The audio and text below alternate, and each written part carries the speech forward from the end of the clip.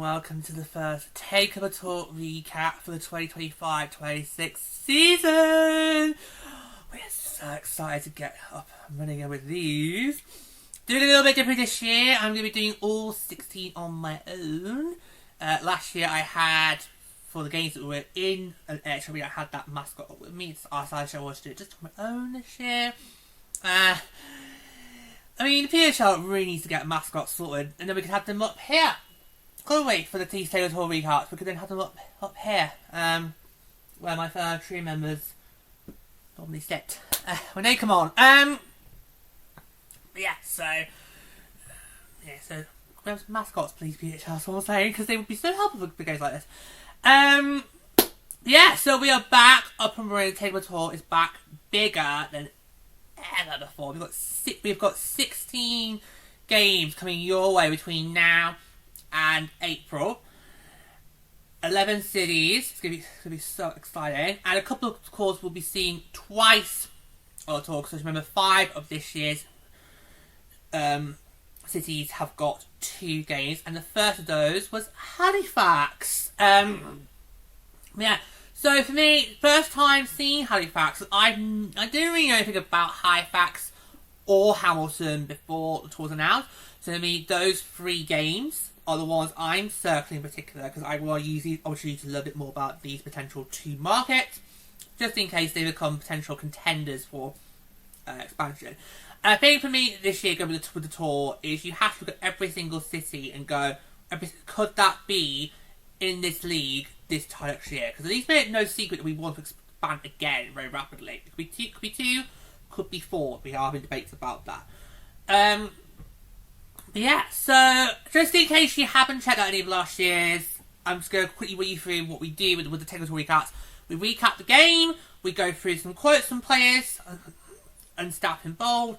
We then go through notables, and then I finish at the end with just some overall thoughts. Okay, so I think for me, in terms of first impressions of Halifax, we as a trio, we just collectively just weren't really feeling it. I mean, they had over 10,000 people in the building, which is great. But for Montreal, they were looking at it and thinking, yeah, we can get on like a basis in Plaspel. Because Plaspel can hold up to 10,000 people. So, and we weren't really feeling the atmosphere. The atmosphere kind of felt quite low. I think the only times we really felt the atmosphere was when teams scored or during the overtime session. Now that's not what we want to hear. We want to hear at the end. We want to hear that all the way through. Oh my, but what a game. What a game that Halifax got treated to. I mean, you kind of do have to feel for T.O., don't you, in a way? Because obviously, I mean, 2 big opportunities. One by their captain, Blair Turnbull, in the dying second regulation. And then again, the other time, MLT just, and she did score that goal! You know? But, right fast.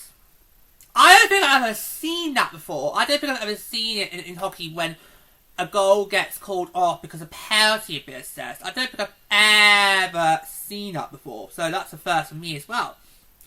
Which kind of beautiful to see, because every single day is educational. But Montreal opens Takeover Tour with 2-1 shootout win over Toronto in Halifax. So they sold out crowd of 10,438 at Scotiabank Centre in Halifax were treated to a thrilling 2-1 shootout win for the Montreal Victoire over the Toronto Sceptres.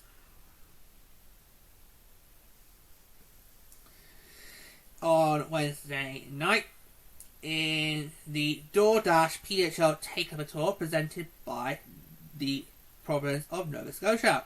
And the lesbians made a season-high 35 saves and turned aside all 5 shootout attempts, while captain Marie-Philippe Blem scored the shootout's only goal to clinch a third straight win for Montreal, including 2 in a row over Toronto. Both goals in regulation were PWHL first for the scorers in the opening frame, beginning with Sceptres defender Anna Klilblin at 3:20. Then Victoire rookie forward Maya Landbad at 12:16. Toronto had an opportunity to win the game in overtime, a breakaway chance by Ermote, who did beat Desbiens with her shot just as a penalty was called against Renata Vast for interference to negate the goal. Regan Kirk stopped 30 shots for the Sceptres in the loss. This was the second of 3 meetings this month between the Canadian rivals, who will hit the Bell Centre ice on December 27. That is Montreal's what is now annual draw at the top. I'm very sure, didn't they play from the inaugural one? I think they did. Spread it about, Montreal. Spread it about. Right? Come on.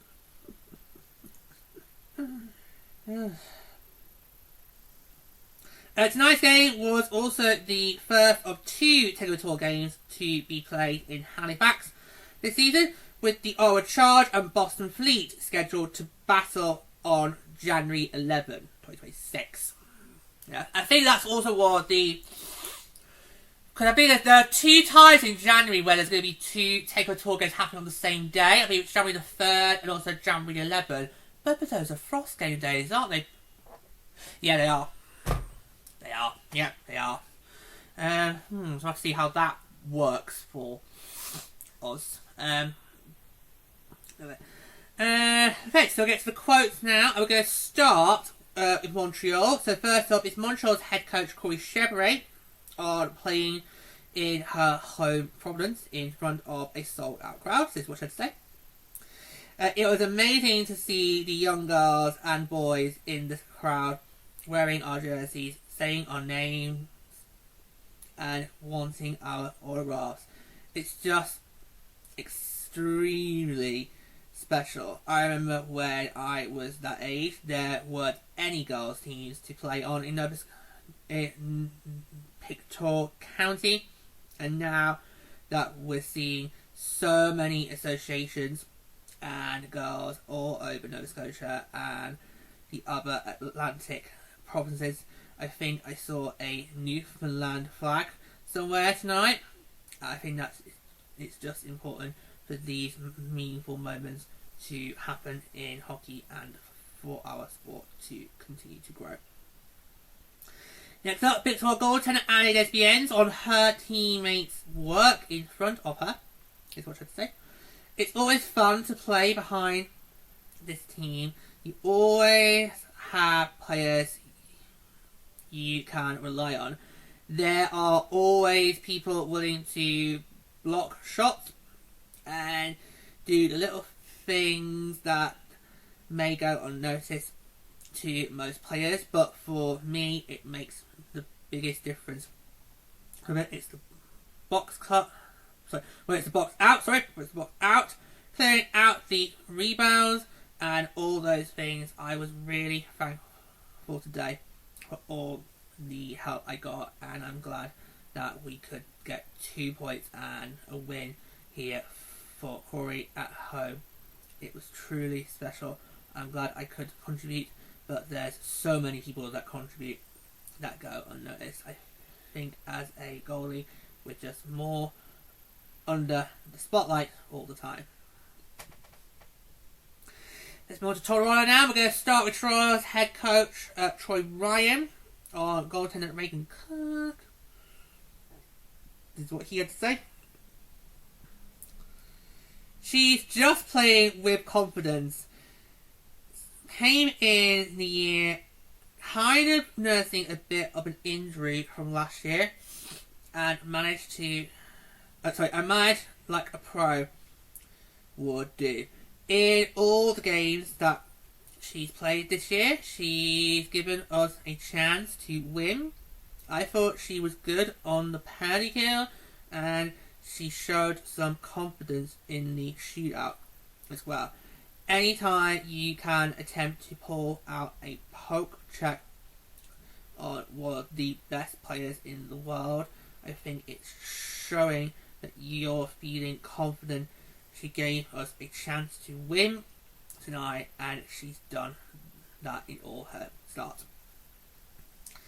And finally, Sceptres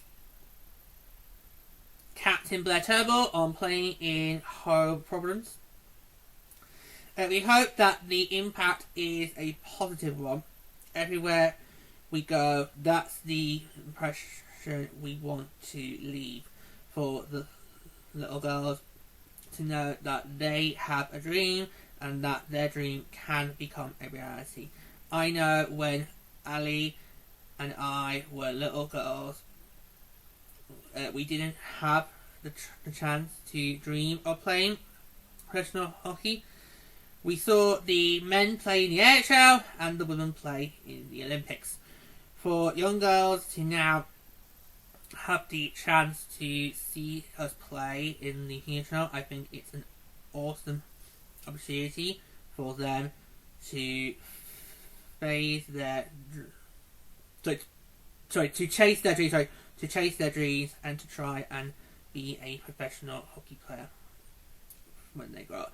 Yeah, I felt I also said about Blair Turnbull there, because obviously for me growing up, as she said, watch the men in the AHL and watch the women in the Olympics. I didn't know that there was a World Championships for women in hockey until I got on board the PWHL, and I think that's bad on the BBC when it comes to their Olympic coach. Because I always felt with the BBC UK, I always felt when it comes to the coach, you should be able to also give people opportunities to find out how they can get involved with these sports, you know.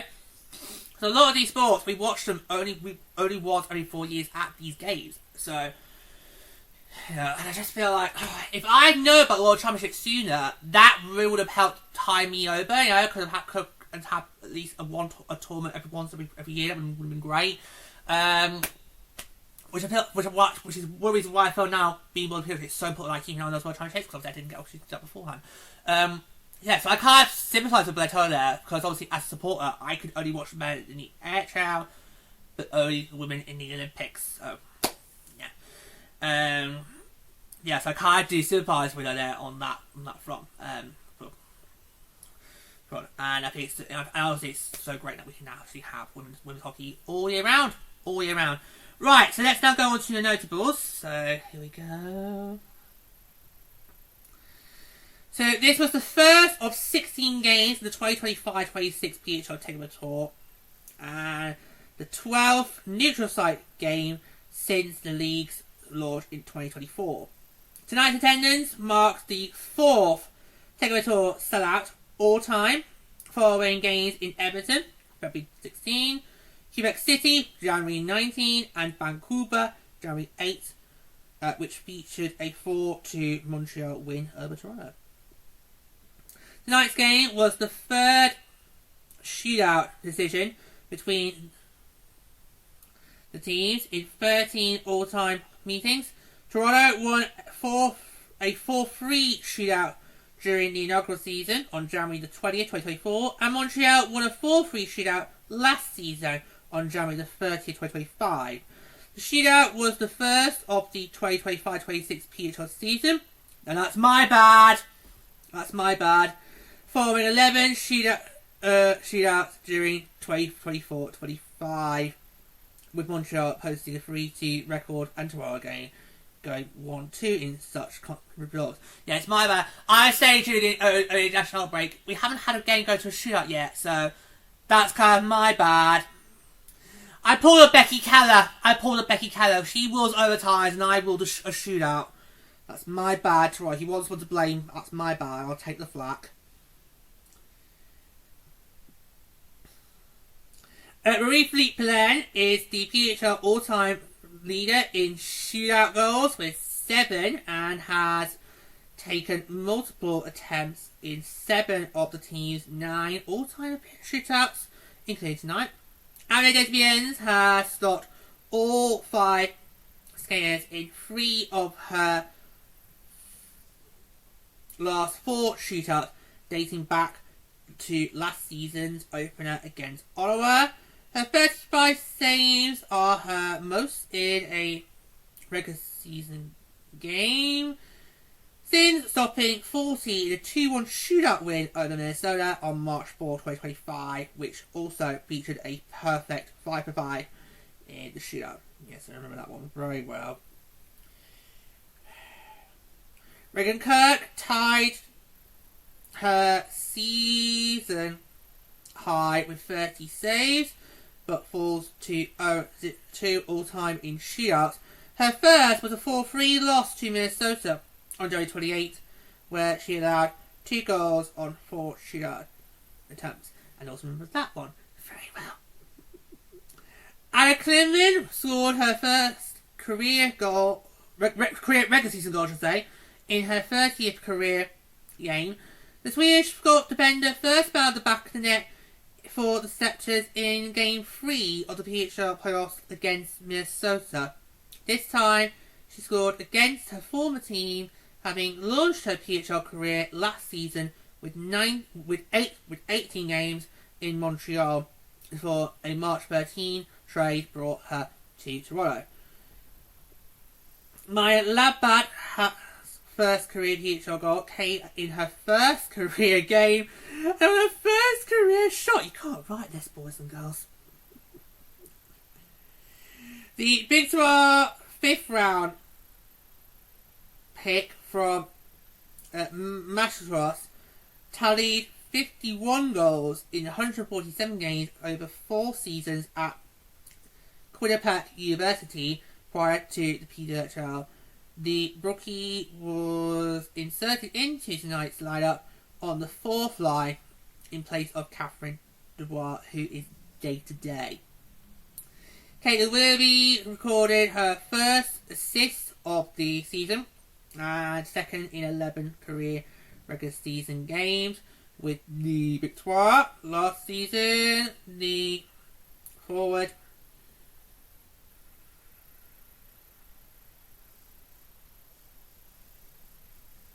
was acquired by Montreal on March 13 in a trade with Toronto for Fleming and picked up the assist in the team's final game on May 3rd.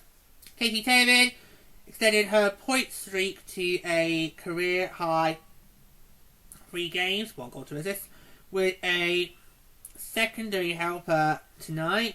She now tied for 3rd in PWHL scoring among defenders with 3 points in 4 games after finishing 2024-25 with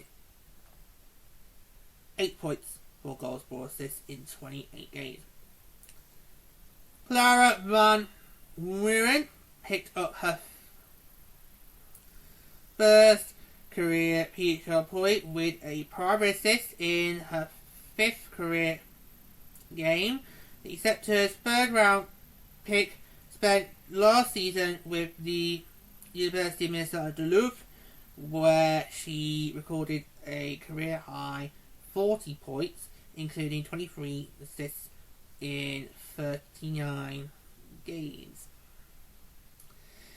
Emma Woods recorded her first point of the season with a secondary assist in her 5th game, matching her 2024-25 assist total across 30 games with the Sceptres last season.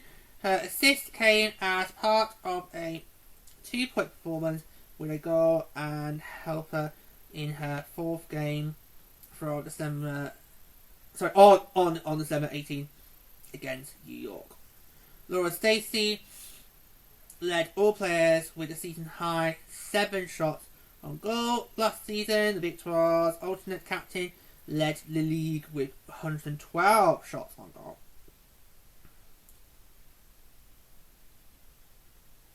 Sceptres captain Blair Turnbull and alternate captain Annie Monroe became the first Nova Scotia natives to play a PWHL game in their home province. Monroe took part in the ceremonial puck drop opposite Plen with Olympians Victoire and Georgia Lewin La France, a sister sailing team from Chester. Tonight's game featured two head coaches from Nova Scotia, including Montreal's Corey Chevrolet from New Glasgow and Toronto's Troy Ryan from Spryfield. The Victoire and Sceptres have now played in 9 different venues in 13 games of their all-time head-to-head series, including Toronto's Coca-Cola Coliseum, Massamy Athletic Centre and Scotiabank Centre, Montreal's home games at Place Bell, Burnham Auditorium and the Bell Centre, plus neutral site games at Pittsburgh's PPG Paints Arena, Vancouver's Rogers Arena and now the Scotiabank Centre in Halifax. And I'll just finish with the 3 stars of the game. The 3rd star, Reagan Kirk from Toronto. The 2nd star, Marie Fleet-Plem from Montreal. And the 1st star, Anne Despiens from Montreal.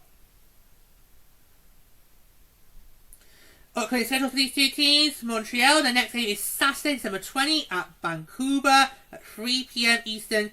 For Toronto, Sunday, December 21 at New York at 12 p.m. Eastern.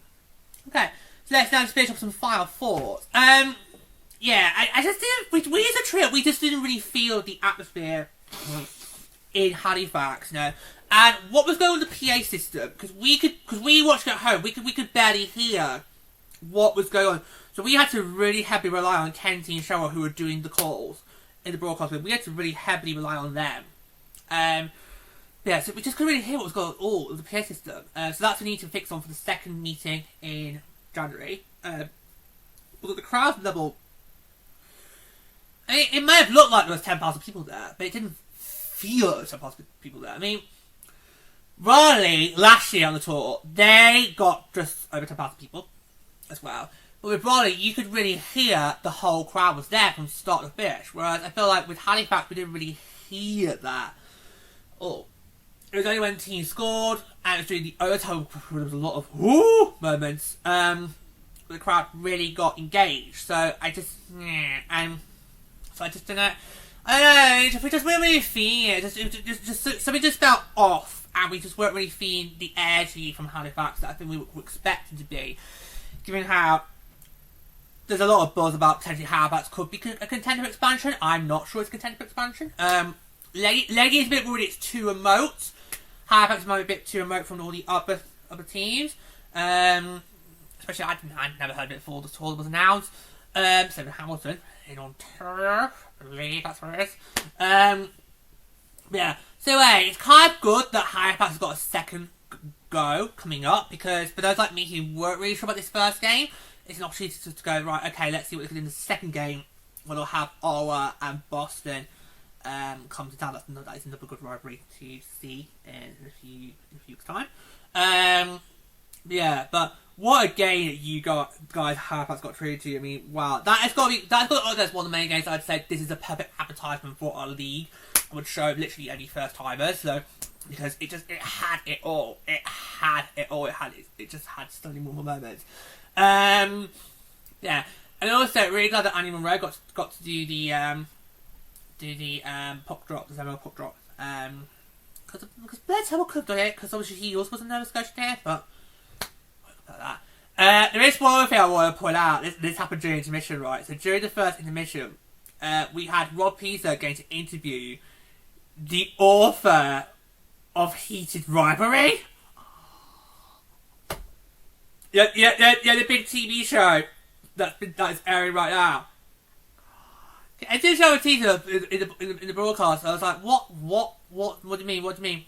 What other Heated Rivalry? I was like, oh, I kid you not, guys. I am literally gagging to see this. Oh my god. I've heard so many good things about this show. Unfortunately, here in the UK, we haven't got a release date yet. I don't know if we're going to get one. I've heard so many good things about this online, and I'm just like, I am gagging to watch this show. I think it would be really something for me. I just think, oh my god. The fact that you had Rob Peter interview the author on the PWHL just now makes me want to watch it even more. It's like, oh my... And she was a Victoire fan. She's a Victoire fan. She got to go and read the starting lineup for the Victoire locker room. So she's a Victoire fan. So there you go. There you go. That's another bit I put out. Was like, oh my god. At one point, I can't remember who said it was, but somebody said in our household, somebody said, do you need to get you a towel? It's like, rude. There were no towels needed in bowl. There were no erections in bowl. There was no turn-ons in bowl. There was definitely no climaxes in bowl. All right, okay. We're serious when it comes to this time, these things. Okay, so just yeah, but I'm literally like gagging to watch this. And even more gagged now that's happened. Yeah, that's what I wanted to put out on just before we wrap up. Yeah, so I think at Halifax there is potential there. It's just I didn't felt that was reflected in terms of the atmosphere, because getting more than 10,000 people is a really good start, particularly for a market like that. Because I think that arena could only seat about 11,000 people, so this definitely was a sold out crowd. That's really good. The question is, can you match that again when we come back to Halifax on January the 11th? I'm not sure how well the tickets did for our Boston. I think it might have done quite well, but we did hear obviously that this game they sold out within a day. So, but yeah, we'll see. Yeah, so it's just the atmosphere was kind of lacking a bit. That's just me. I felt the crowd. Because like I said. For me, when it comes to these crowds, with all these things that get Takeover Tour games, I want you to show up. I want you to show up, show out, and get engaged. You know, because you've got to treat this as if this is your once-in-a-lifetime opportunity to have the PHL on your doorstep. So I need you to show me that enthusiasm, that engagement, alright? I didn't feel like we got that from Halifax this time. But that's not to say that the next time it can't happen. It could. It could. So we'll see. We'll have to see what happens going forward. Yeah. So, Halifax, you've got a second opportunity to try and impress people who didn't really feel that energy this time. But it's all good. So, yeah. So, Boston on January 11th, that would be the second of the 2 stops in Halifax for this season. Obviously, we're interested to see how well they do on that front. Should be really exciting in there. But how can they make it more fun than this, right? Because obviously we went to a shootout. We had it all. We had goals by players haven't found the back of the net yet this season. We had literally almost had buzzer beaters. We had controversy. We had a goal called back. We had a shootout. So I feel like Halifax, you had it all in this game. It just makes you wonder what are Boston going to be able to do on January 11th. But we will see. We will see. We will, of course, we'll see. Yeah, so, what a game. I'm so glad that the Frost were not involved in this one, because I don't think I would have been able to cope. Yeah, so that was just, what a thriller. I don't know how much Toronto fans managed to watch that. But we just a thriller, as we always do, but I was just, wow, that game had it all. And another first for me, I don't think I've ever seen it happen before, where a goal gets called back because a penalty had just been called. I've never seen that before. So that's another first in Halifax. And what a great way to kick off the tour, you know. We have a good rivalry, and it goes all the way to a shootout. Don't know if you can say more for that, can you? Don't know if you can say more for that. Yeah. So, I will want to wait until the second game in Halifax before I can make a proper good judgment on Halifax as a whole. And the same will be doing for Hamilton. Because the Hamilton and Halifax are the only 2 stops this year that I don't really know anything about. So, in Halifax, I will give you the benefit of the doubt for now. Okay? We weren't really that impressed, but you have got a second chance. And so, we'll wait until that second game on January 11th. And after that, that'll be when I'll make my full judgment about Halifax and could that be a contender or not. So, yeah. But what a great first game for you guys in Halifax. You got an absolute treat. Yes. And so we move on to the next stop, Chicago. So excited for that because we've got our Minnesota Frost hosting the Ottawa Charge. A World Cup Finals rematch. We didn't get that on the Takeover Tour last year. We did not have that on the Tour last year. So Chicago, you are in for an absolute treat on December 21st. Taylor Coyne Schofield returns home. It's going to be absolutely exciting. And you'll be seeing us in our championship jerseys. Very exciting. Yes, so really excited for that. So Peggy Halifax, and next up, Chicago.